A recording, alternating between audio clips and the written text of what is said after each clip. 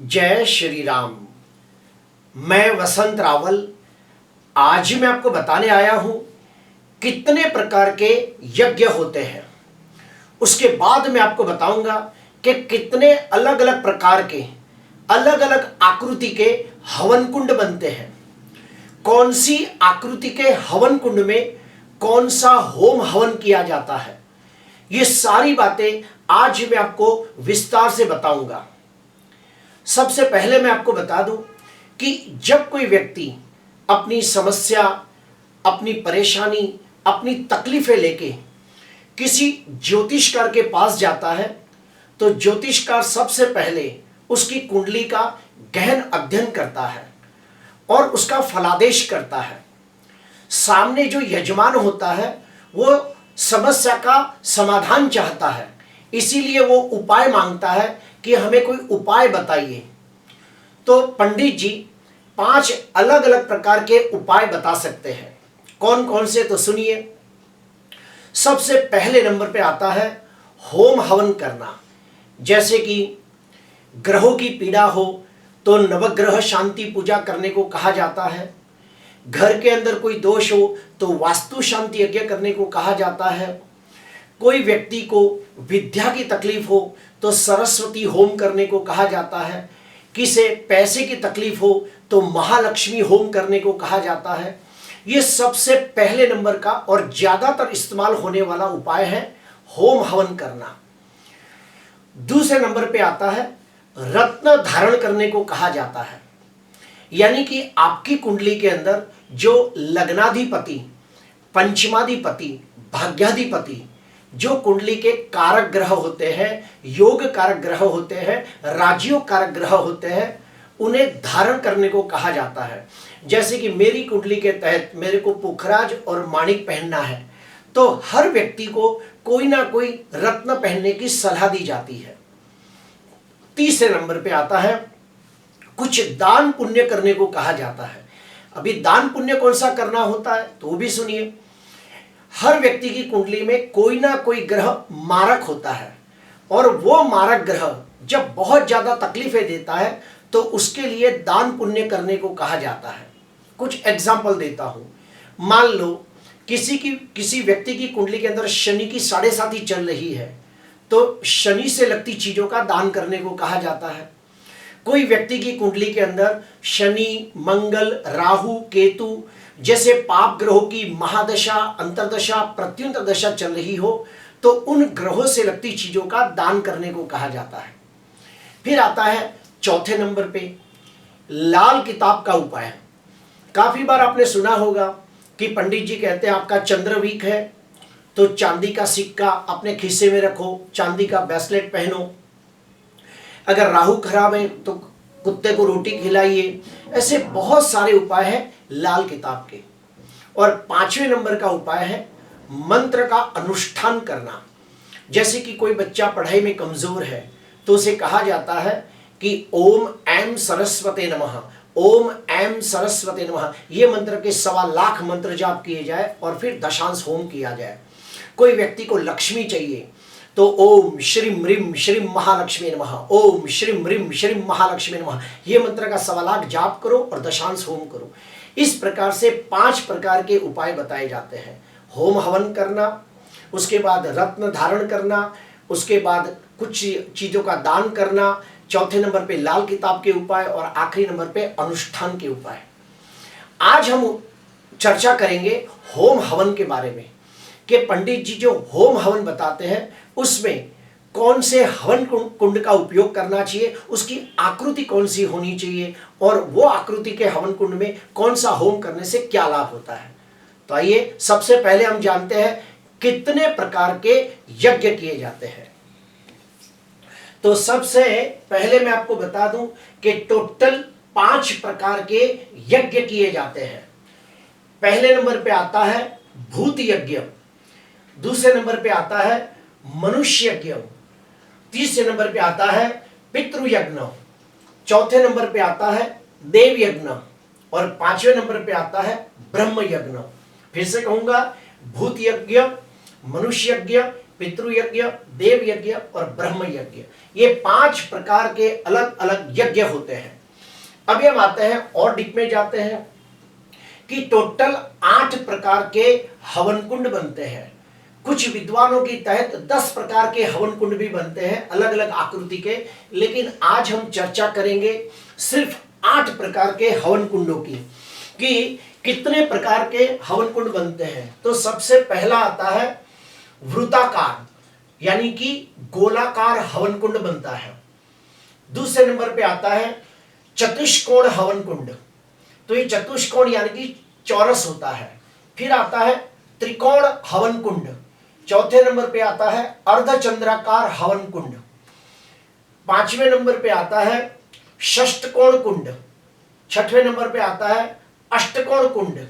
9 number पे आता है योनि कुंड और 10वें नंबर अपना 8वें नंबर पे आता है अति पद्म कुंड। तो इस प्रकार से 8 प्रकार के कुंड बनते हैं। अभी हम जानेंगे कि कौन से कुंड के अंदर कौन सा हवन किया जाता है और क्यों किया जाता है। तो सबसे पहले नंबर पे आता है वृत्ताकार हवन कुंड, यानी कि गोलाकार हवन कुंड का उपयोग कब किया जाता है। तो यह हवन कुंड का उपयोग तब करना चाहिए जब कोई व्यक्ति जन कल्याण के उद्धार के लिए कोई काम करता है। जैसे कि कोई गांव के अंदर कोई आपदा विपदा आ गई हो, जैसे कि गांव के अंदर कोई बड़ी बीमारी फैल चुकी हो, गांव के अंदर कोई बड़ा संकट आ गया हो, गांव के अंदर कोई सूखा पड़ गया हो, तो ऐसे समय पे ये गोलाकार हवन कुंड के अंदर होम करना चाहिए। तो उससे बड़ा लाभ होता है। जन कल्याण की रक्षा और सुरक्षा हेतु, सभी व्यक्तियों का उद्धार हेतु गोलाकार हवन कुंड का उपयोग किया जाता है। आप शॉर्ट में इतना याद रखो कि जन कल्याण के उद्धार के लिए गोलाकार हवन कुंड का उपयोग किया जाता है। उसके बाद दूसरे नंबर पे आता है चतुष्कोण हवन कुंड, यानी कि चौरस हवन कुंड। रुपए में 80% लोग यही हवन कुंड का उपयोग करते हैं, क्योंकि इसका चलन सबसे ज्यादा है। क्यों? क्योंकि यह हवन कुंड का उपयोग तब करते हैं जब कोई व्यक्ति को भौतिक इच्छाओं की पूर्ति करनी हो। जैसे कि कोई व्यक्ति को नौकरी चाहिए, किसी को व्यापार में सफलता चाहिए, किसी को विवाह में कोई विघ्न है तो विवाह सुख चाहिए, किसी को संतान सुख चाहिए, किसी को मकान सुख चाहिए, किसी को मान सम्मान पद प्रतिष्ठा चाहिए, तो वो सभी के लिए चतुष्कोण हवन कुंड का उपयोग किया जाता है। शॉर्ट में मैं इतना ही कहूंगा कि कोई व्यक्ति को भौतिक इच्छाओं की पूर्ति करनी हो, कोई व्यक्ति को कोई भी प्रकार का धर्म आध्यात्म की उन्नति करनी हो, तो ये हवन कुंड का उपयोग ज्यादा किया जाता है। उसके बाद आता है तीसरे नंबर पे आता है त्रिकोण कुंड। ये त्रिकोण का जो कुंड होता है, इसका उपयोग कब किया जाता है? एक ही शब्द में कहूं तो शत्रुओं के ऊपर विजय प्राप्ति हेतु ये हवन कुंड का उपयोग किया जाता है। अर्थात कोई शत्रु आपको बिना कारण परेशान करता हो, कोई शत्रु आपको शारीरिक मानसिक आर्थिक नुकसानी पहुंचाता हो, कोई व्यक्ति आपको कायदा कानून कोर्ट कचहरी के अंदर हराने की कोशिश करता हो, कोई व्यक्ति आपको मानसिक दृष्टि से परेशान करता हो, तो उसकी तकलीफों से दूर करने के लिए पंडित जी कहते हैं कि त्रिकोण हवन कुंड के अंदर आप यज्ञ करो, हवन करो। जैसे कि बगलामुखी का होम करना है, तो बगलामुखी का होम त्रिकोण हवन कुंड में करना चाहिए, तो उसका बहुत अच्छा फल मिलता है। फिर आता है चौथे नंबर पे अर्धचंद्राकार कुंड। अर्धचंद्राकार, इसे अर्धवृत्ताकार भी कहते हैं, अर्धवृत्ताकार हवन कुंड कहते हैं, अर्धचंद्राकार भी कहते हैं। इसका इस्तेमाल कब किया जाता है? तो परिवार के अंदर कंकास कलेश अशांति हो रही हो, रिश्तों के अंदर मतभेद टकराव खिटपिट झगड़े बढ़ रहे हो, कुटुंब के रिश्तों में दरारें पड़ रही हो, तो अपने कुटुंब की एकता के लिए, अपने कुटुंब का उद्धार करने के लिए, अपने कुल को आगे बढ़ाने के लिए, अपने कुल को मान सम्मान दिलाने के लिए और रिश्तों के अंदर प्रेम आनंद सुख पाने के लिए ये हवन कुंड का उपयोग किया जाता है। अर्धचंद्राकार हवन कुंड ये अपने कुल के उद्धार के लिए, अपने कुल के वर्धन के लिए, कुल की एकता के लिए, कुल में प्रेम आनंद सुख के लिए अर्धचंद्राकार हवन कुंड के अंदर आहुतियां देनी होती है। उसके बाद आते हैं 5वें नंबर पे आता है कि षष्ठ कोण। षष्ठ कोण यानी जिसमें 6 प्रकार के 6 अलग अलग कोण होते हैं, उसे षष्ठ कोण कुंड कहते हैं। अब ये षष्ठ कोण कुंड क्यों करते हैं? तो इसका सीधा साधा है, इसका उपयोग राजनीति के अंदर ज्यादा किया जाता है। यानी कि जो राजनीति के अंदर जो पॉलिटिशियन लोग होते हैं, वो सामने वाले व्यक्ति को हराने के लिए, शत्रु के ऊपर विजय प्राप्त करने के लिए, 2 शत्रु आपस में लड़ मरे उसके लिए ये हवन कुंड का इस्तेमाल किया जाता है। शत्रु के ऊपर विजय प्राप्ति के हेतु, प्रतिस्पर्धी जो होता है उसके ऊपर अच्छा प्रभाव डालने के लिए, शत्रु आपस में लड़ मरे उसके लिए ये हवन कुंड का इस्तेमाल किया जाता है। अभी आते हैं अष्टकोण कुंड, जिसमें 8 कोण होते हैं। अब ये अष्टकोण का उपयोग क्यों किया जाता है? अगर कोई व्यक्ति को कोई बड़ी बीमारी हो गई हो, जैसे कि कैंसर हो गया है, ब्लड कैंसर हो गया है, कोई बड़ा ट्यूमर हो गया है, कोई किडनी फेल हो गई हो, लीवर में कोई प्रॉब्लम हो, कोई भी बड़ी बीमारी हो और वो बड़ी बीमारी का इलाज न होता हो, डॉक्टर भी इलाज कर करके परेशान हो गया हो, तो ऐसी स्थिति में अष्टकोण कुंड के अंदर महामृत्युंजय की आहुतियां दी जाती है। संजीवनी महामृत्यु का होम जब किया जाता है तो अष्टकोण कुंड का उपयोग करें तो उसका बहुत अच्छा फायदा होता है। शॉर्ट में इतना ही कहूंगा कि अष्टकोण कुंड का उपयोग शरीर की अच्छी तंदुरुस्ती के लिए, शरीर को स्वस्थ तंदुरुस्त निरोगी रखने के लिए और रोगों से मुक्ति पाने के लिए अष्टकोण कुंड का उपयोग किया जाता है। अभी आते हैं 7वें नंबर पे आता है योनि कुंड। योनि कुंड यानी पान के आकार का होता है। आप कोई भी पान देखो तो पान के प्रकार का ये हवन कुंड बनता है। ये भी बहुत अच्छा रहता है। ये खास करके स्वस्थ तंदुरुस्त निरोगी संतान के लिए होता है।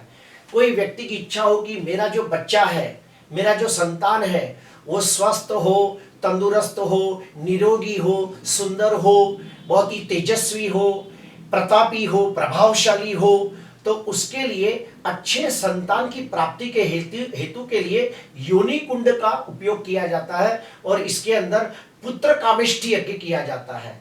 तो इससे बड़ा लाभ होता है। इसके अंदर संतान गोपाल कृष्ण मंत्र का भी अगर जो किसी ने अनुष्ठान किया हो, फिर से कहूंगा, कोई व्यक्ति ने संतान गोपाल कृष्ण मंत्र के 1.25 लाख जाप किए हो और उसका दशांश होम करना हो तो योनि कुंड का उपयोग किया जाता है। अगर कोई व्यक्ति को अच्छे संतान की प्राप्ति हेतु कोई बड़ा हवन करना हो तो योनि हवन कुंड का उपयोग करना चाहिए। जो व्यक्ति चाहता है उसका बच्चा स्वस्थ हो, तंदुरुस्त हो, निरोगी हो, प्रतापी हो, प्रभावशाली हो, तेजस्वी हो, समाज में मान सम्मान पद प्रतिष्ठा की प्राप्ति करे और एकदम तेजस्वी बच्चा हो, तो उसके लिए योनि हवन कुंड का उपयोग किया जाता है। और आखिरी नंबर पे आते हैं अति पद्म कुंड। ये ज्यादातर जो ऋषि मुनि होते हैं, बड़े बड़े जो ऋषि मुनि होते हैं, वो सिद्धियां प्राप्त करने के लिए, बड़ी बड़ी सिद्धियां प्राप्त करने के लिए अति पद्म कुंड का उपयोग करते हैं। ये ज्यादातर ऋषि मुनि जो होते हैं, जो बड़े बड़े तपस्वी होते हैं, ज्ञानी विद्वान प्रखर लोग होते हैं, वो लोग बड़ी बड़ी सिद्धियां प्राप्त करने के लिए इस हवन कुंड का उपयोग करते हैं। तो आज हमने जाना कि टोटल 8 प्रकार के हवन कुंड बनते हैं। गोलाकार हवन कुंड, चतुष्कोण हवन कुंड, त्रिकोण हवन कुंड, अर्धचंद्राकार, षष्टकोण, अष्टकोण, योनि और अति पद्म कुंड। अभी हम जानेंगे कि आप जब कोई ज्योतिषकार के पास जाते हो अपनी समस्या लेके, अपनी परेशानियां लेके, अपनी तकलीफें लेके, तो अपनी अपनी तकलीफ के हिसाब से पंडित जी आपको अलग अलग प्रकार के हवन करने को कहते हैं। तो सुनिए, सबसे पहला ज्यादातर लोगों को कहा जाता है गणपति होम कीजिए। तो गणपति होम करने से घर के अंदर जितने भी विघ्न होते हैं वो कम होते हैं, क्योंकि गणपति बापा विघ्नहर्ता होते हैं। तो विघ्नहर्ता होने की वजह से गणा होम करने से, कई लोग इसे गणा होम भी कहते हैं, कुछ लोग इसे गणपति होम कहते हैं, तो ये रिद्धि और सिद्धि की प्राप्ति के लिए और सारे विघ्नों को दूर करने के लिए, सुखों की वृद्धि के लिए गणा होम किया जाता है। उसके बाद आता है नवग्रह शांति होम। अगर मान लो कोई व्यक्ति की कुंडली के अंदर कुछ ग्रह निर्बल है, किसी का सूर्य निर्बल है, किसी का मंगल निर्बल है, किसी का गुरु निर्बल है, तो कोई भी प्रकार की ग्रह पीड़ा हो तो उस ग्रह पीड़ा को दूर करने के लिए नवग्रह शांति होम करने को कहा जाता है। और ये ज्यादातर मंदिरों में किया जाता है, तो उसका बहुत अच्छा फल मिलता है। तो मैं आपको भी सलाह दूंगा कि नवग्रह शांति होम घर में करने से अगर 1 गुना फल मिलता है तो मंदिर में करने से 11 गुना फल मिलता है। उसके बाद आते हैं वास्तु शांति होम। कोई व्यक्ति ने नया नया घर खरीदा हो तो पंडित जी कहते हैं कि अपने नए घर के अंदर गृह प्रवेश करने से पहले वास्तु शांति होम कीजिए, और वास्तु शांति होम होने के बाद आप गृह प्रवेश कीजिए तो बड़ा लाभ होगा। उसके बाद शादी के वक्त विवाह होम किया जाता है। अपने पितरों की शांति के लिए, पितरों को जो मुक्ति मिले, अपने पितरों को सद्गति मिले, अपने पितरों को उत्तम लोक मिले, उसके लिए पितृ होम किया जाता है। ये ज्यादातर तीर्थों में किया जाता है। जो बड़े बड़े तीर्थ होते हैं जैसे कि हरिद्वार है, प्रयाग है, ऐसी सब नासिक त्र्यंबकेश्वर है, ऐसी जगहों पे पितरों की मुक्ति के लिए, पितरों की सद्गति के लिए, पितरों को उत्तम लोक की प्राप्ति के लिए पितृ होम किया जाता है। उसके बाद आता है दशांश होम। कोई व्यक्ति ने 1.25 लाख मंत्र किए हो तो वो 1.25 लाख मंत्र की पूर्णाहुति के लिए दशांश होम किया जाता है। जैसे कि एग्जाम्पल देता हूं कि किसी ने कात्यायनी मंत्र का अनुष्ठान किया तो उसका दशांश होम किया जाता है। किसी ने महामृत्युंजय का 1.25 लाख मंत्र किया तो उसका दशांश होम किया जाता है। फिर आता है पुत्र कामेष्ठी यज्ञ। तो कोई व्यक्ति को बच्चा न होता हो, संतान का सुख प्राप्त न होता हो, तो वो लोग संतान गोपाल कृष्ण मंत्र के 1.25 लाख जाप करते हैं, और 1.25 लाख जाप पूरे होने के बाद पुत्र कामेष्ठी यज्ञ करते हैं। उसके बाद आता है महामृत्युंजय हो। कोई व्यक्ति के जीवन में बहुत तकलीफें हो, बहुत परेशानियां हो, बीमारी हो, घर में कंकास कलेश हो, लड़ाई झगड़े हो, व्यक्ति चारों बाजू से परेशान हो, तो संजीवनी महामृत्युंजय होम किया जाता है। लेकिन पहले 1.25 लाख मंत्र करने होते हैं, फिर उसका दशांश होम होता है। कोई व्यक्ति कोई शत्रु आपको अकारण परेशान करता हो, कोई शत्रु आपको शारीरिक, मानसिक, आर्थिक नुकसानी पहुंचाना चाहता हो, कायदा कानून कोर्ट कचहरी के अंदर आपको सफलता प्राप्त करनी हो तो बगलामुखी होम किया जाता है। कोई व्यक्ति को पैसे की तकलीफ हो, नौकरी ना मिलती हो, धंधे के अंदर तकलीफ हो, धंधा ना चलता हो तो महालक्ष्मी होम किया जाता है। कोई व्यक्ति को जमीन जायदाद के अंदर सफलता प्राप्त करनी हो, जमीन जायदाद की वृद्धि करनी हो तो कुबेर होम किया जाता है। सोना चांदी हीरे जवेरात की वृद्धि के लिए कुबेर होम किया जाता है। कोई व्यक्ति तुम्हारे ऊपर जादू टोना जंतर मंतर करनी बाधा करना चाहता हो, कोई व्यक्ति तुम्हें बहुत तकलीफें देता हो, कोई तुम्हारे पे मेली विद्या तंत्र विद्या का उपयोग करता हो, तो उसके लिए रक्षा कवच होम किया जाता है, और ये इससे बहुत लाभ होता है। उसके बाद आता है नवचंडी होम। ज्यादातर आपने देखा होगा कि नवरात्रि के 9 दिन की पूजा होने के बाद आखिरी दिन जो 9वां दिन होता है या 10वां दिन होता है, उस दिन ज्यादातर लोग नवचंडी होम करते हैं, इसे देवी होम भी कहते हैं। फिर आता है उपनयन संस्कार होम। कोई बच्चा छोटा हो उसको जनोई देते हैं, उपनयन संस्कार मुंज करते हैं, तो उसके लिए उपनयन संस्कार का होम होता है। तो प्रिय दर्शकों, आज हमने जाना कि कितने प्रकार के यज्ञ होते हैं। मनुष्य यज्ञ, उसके बाद देव यज्ञ, पितृ यज्ञ, ब्रह्म यज्ञ, ये सब अलग अलग प्रकार के हमने मनुष्य यज्ञ, ये सब यज्ञ हमने देखे। उसके बाद 8 प्रकार के अलग अलग हवन कुंड होते हैं। कुछ विद्वानों के तहत 10 प्रकार के हवन कुंड भी होते हैं, लेकिन मुझे 8 ही प्रकार का नॉलेज है जो मैंने आपको बताया। उसके बाद पंडित जी आपको कितने अलग अलग प्रकार के होम की सलाह देते हैं, वो सारी जानकारी मैंने आपको दी। अगर आपको अच्छा लगा हो तो ज़रूर लाइक करना, सब्सक्राइब करना। नमस्कार।